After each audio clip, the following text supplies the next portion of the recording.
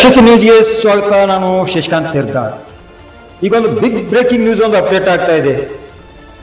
ಜಮಖಂಡಿ ಸರ್ಕಾರಿ ತಾಯಿ ಮಕ್ಕಳ ಆಸ್ಪತ್ರೆಯಲ್ಲಿ ಗುತ್ತಿಗೆ ಆಧಾರ ಮೇಲೆ ಕೆಲಸ ನಿರ್ವಹಿಸುವ ಕಾರ್ಮಿಕರಿಂದ ಆಸ್ಪತ್ರೆಯಲ್ಲಿ ಪ್ರತಿಭಟನೆ ನಡೆಸುತ್ತಿದ್ದಾರೆ. ಸರ್ಕಾರಿ ಆಸ್ಪತ್ರೆ ಮುಖ್ಯ ವೈದ್ಯಾಧಿಕಾರಿ ಡಾಕ್ಟರ್ ವಾಸಪ್ಪ ಮುದಿಗೌಡ ಅವರ ವಿರುದ್ಧ ಘೋಷಣೆಯನ್ನು ಕೂಗಿ ಆಕ್ರೋಶವನ್ನು ವ್ಯಕ್ತಪಡಿಸುತ್ತಿದ್ದಾರೆ.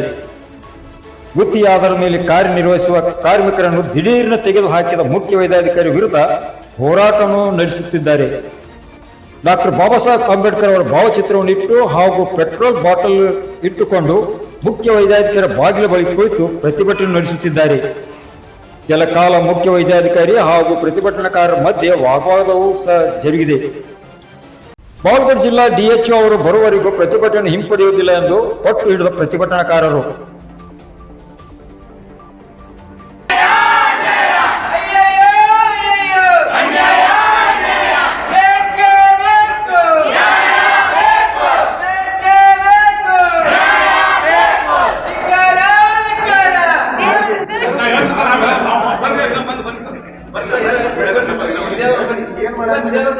ಸರ್